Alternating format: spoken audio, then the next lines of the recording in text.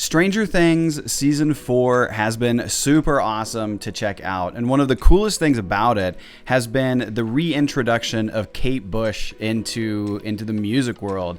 She had produced a song called Running Up That Hill, which was released in like 1985, and it's used in Season 4. It's been taking over the charts since then, and today I want to talk about how old content, things that are from the past, how they can be repurposed and reused and given new life to totally take your marketing to the next level. My name is John Aiken. I'm the CEO of Web Canopy Studio, and this is the Website Conversion Show.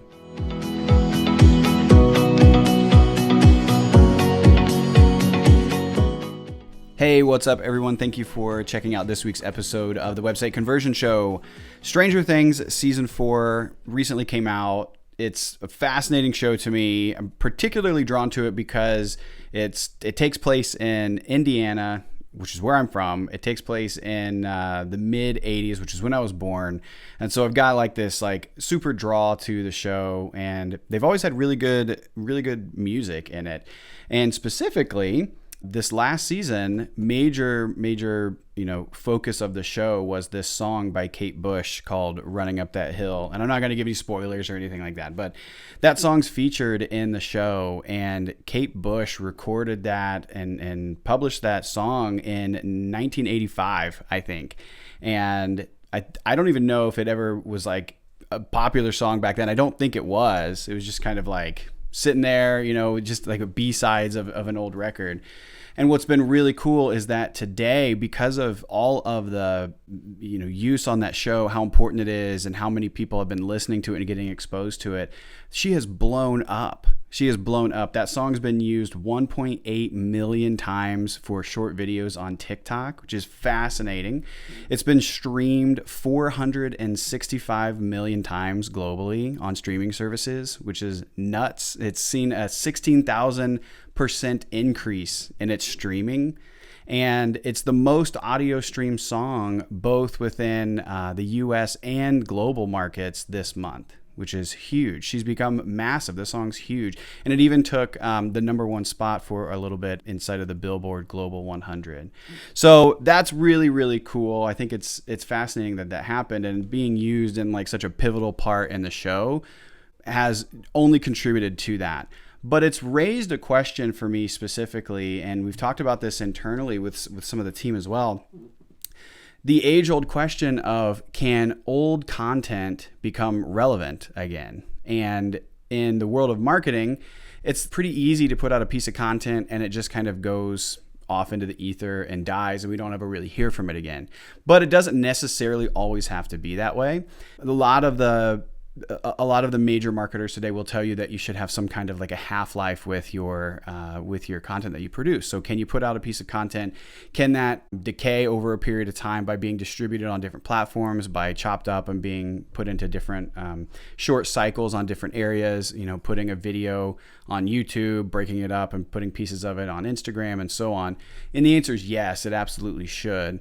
But even then, it's only going to be around for a short period of time. Now, YouTube, you're going to have a lot more longevity. You're going to have the ability to stay on there, but these other platforms that's not necessarily the case. So can you revive an old piece of content and wake it up to the point where it's being utilized and being able to be functional for the overall marketing of your brand? And we actually did a test with this several years ago, surprisingly enough, and it was really cool to see what ended up happening. And now we've actually incorporated this into a major component of how we think about website traffic and how we think about getting people to your brand. And the perfect example that I can give you is this blog post that we wrote. It was published back in like February or March of 2018. So it's been several years now. And it was called 3 Sales Strategy Examples for, every brand should be using in 2018, something like that. And it was cool. There was, some helpful hints in there. We had a couple hundred people check it out. We shared it for a while, and then it just kind of flatlined. Like it never did anything after that. But when we went back and just started looking at the data of where we're ranking for different things on different blogs and different pages on our website, this particular blog post was on like the fourth or fifth page of Google for some relatively strong keywords, specifically sales strategy examples. And so we were like, okay, hey, that's actually pretty cool that it ranked fourth or fifth in Google. Like no one's ever going to click that far back to find it. And we're not getting a ton of traffic from Google for that particular blog post, but that was still something to say, that's interesting. I like to see that we're getting some kind of leverage there, some kind of traffic. So what we did was we had kind of an aha moment, and we were like, what if we repurposed that a little bit? And what if we gave it some new life? So at the time it was, I don't know, I mean, it was a standard blog post. It was about like 800 words long, you know, a handful of paragraphs, and just some ideas for sales strategy examples. So we decided to beef that up. And in 2019, at the end of the year, around December, we decided to put some more content into it, and we expanded it. We added some videos to it. We transcribed some of those videos and turned them into actual written content, and we put all of that inside of the blog itself. And what ended up happening was the blog saw growth, pretty substantial growth actually. And we started moving up, and almost overnight, we were on like the second page of Google for that same term.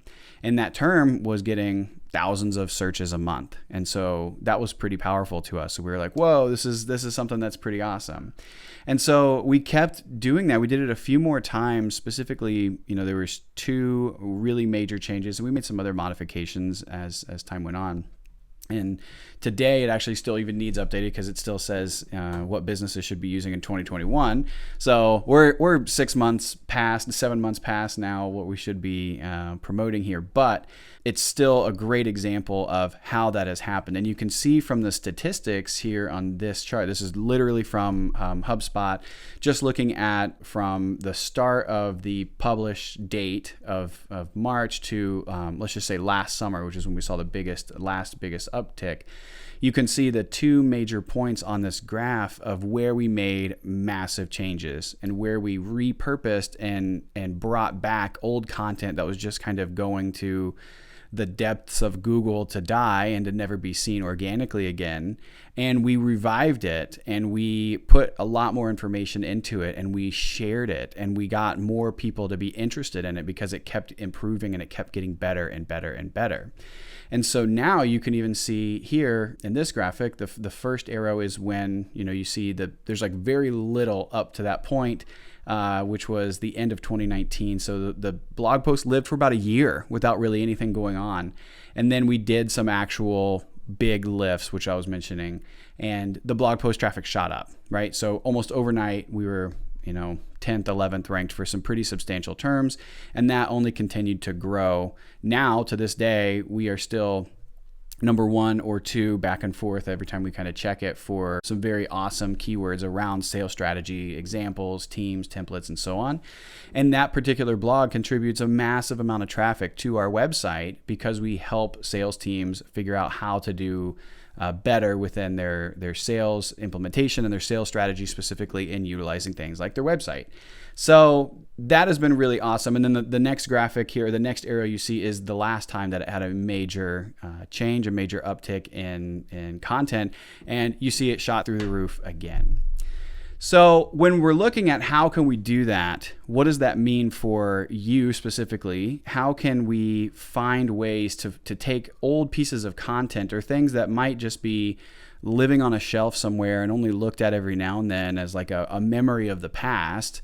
How do we make that stuff become relevant again? How do we make that become something that's valuable and usable in the marketing world? Because oftentimes we don't have a ton of time to sit down and just be cranking out marketing content. We don't have a ton of time to be putting out new blog posts and so on. So how do you find those best opportunities?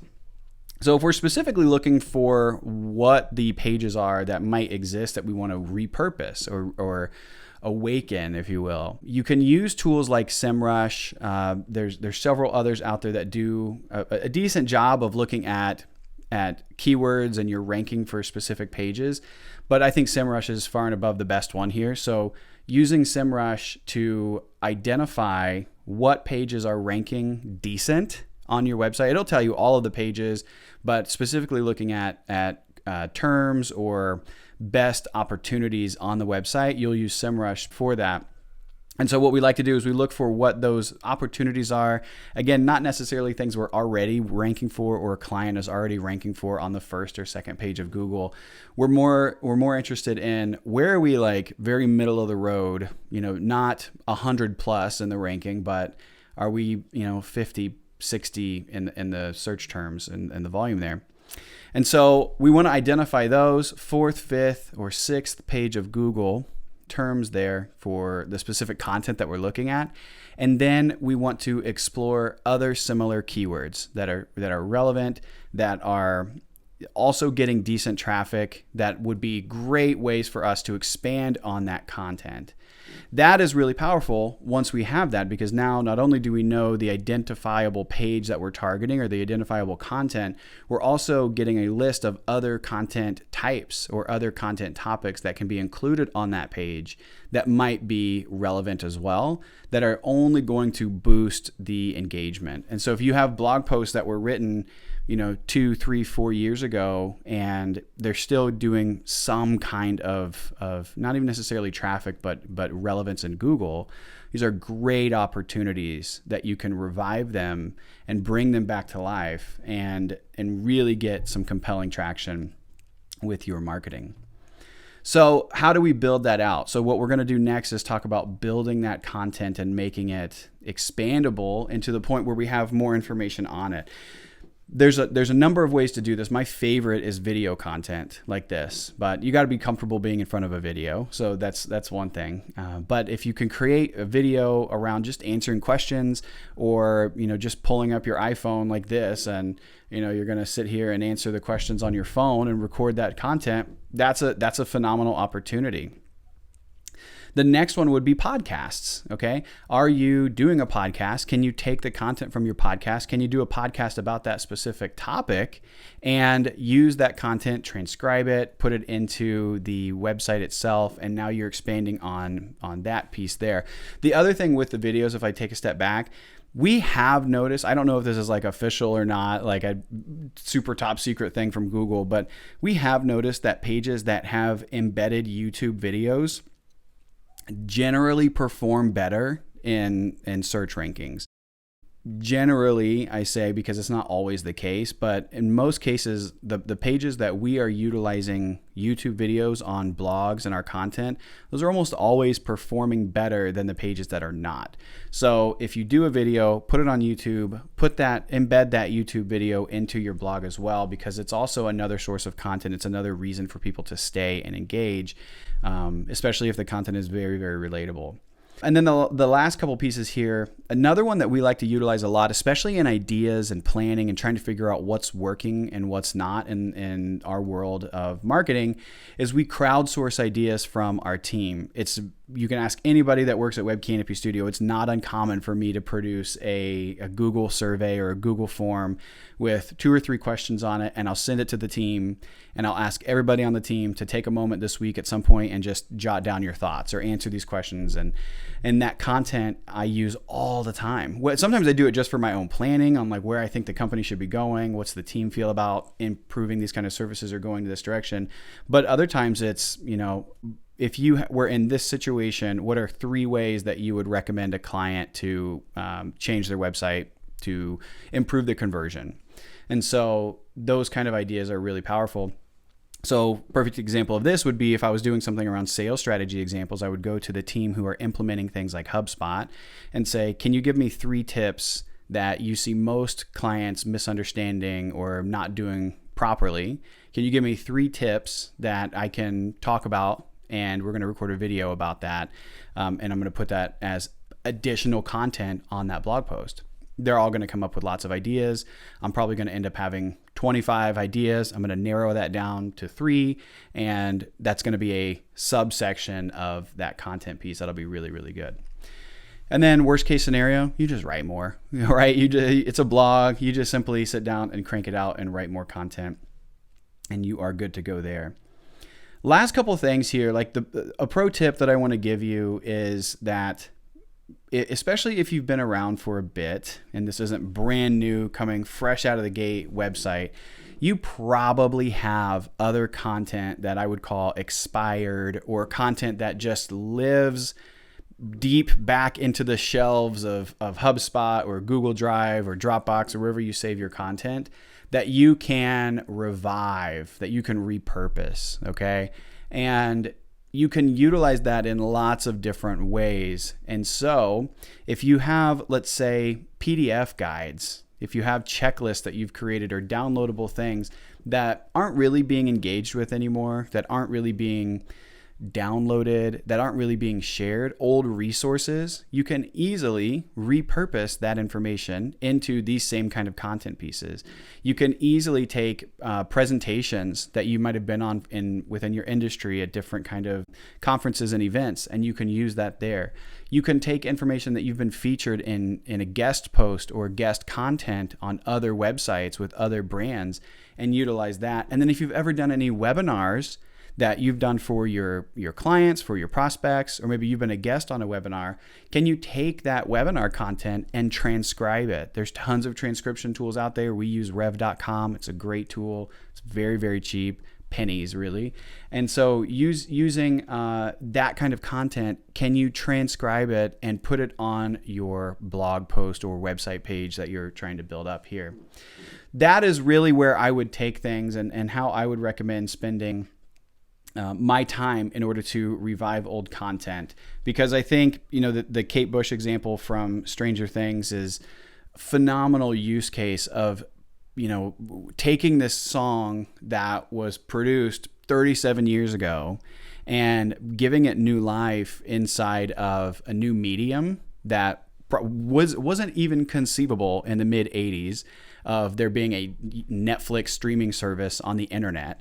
And, putting it there, giving it new life on a featured show, and how that has just taken off and catapulted her brand within months, within the last couple of weeks. It's phenomenal. It's a great example of ways, as a precedent, it's a great example for us to be able to think about how can we capitalize on a similar model of taking stuff that is still really good and is still really awesome. It's just not being seen by the right people. So let's wake it up. Maybe the world's changed a little bit in your brand and in your marketing and in your prospects and client base. Let's wake up that old content, bring it back and repurpose it. At the end of each episode, I like to give some highlights and go through some of the major takeaways of what we've talked about on the episode. And so first off, Kate Bush's Running Up That Hill is a great example of content that was produced a long time ago that has kind of sat in a place that not many people have engaged with, and it got new life, it was reused, it was re-energized in a new medium in front of new people that would have never otherwise had any exposure to it whatsoever. And it's done great things for her brand, for Netflix, for Stranger Things. It's done huge, huge things for them. So how can we as a brand, as a company, do that same kind of strategy with things that we have produced back in the day, whether it was a couple months ago, a couple years ago, and how can we bring that back to life through new medium, through new strategies and new ways of reaching a different audience on a different platform? That's really it. That's the primary message for the day. Get your thinking hats on and see what comes up. If you have not done so yet, please take a look at the website Accelerator. Go to webcanopystudio.com/start and check out the website Accelerator. You'll get to work exclusively with our team to put together some of these ideas here of like looking through existing content that might be able to be repurposed on your website. But inside of this website Accelerator program, we are helping you go from not having a website that's converting really at all, very well at all, kind of confusing and kind of a messy piece, to something that is really awesome, that's converting well and getting lots of exposure. Have a look when you are ready. I think that's it. Thanks so much for listening today, for checking us out. We'll catch you next time. Bye.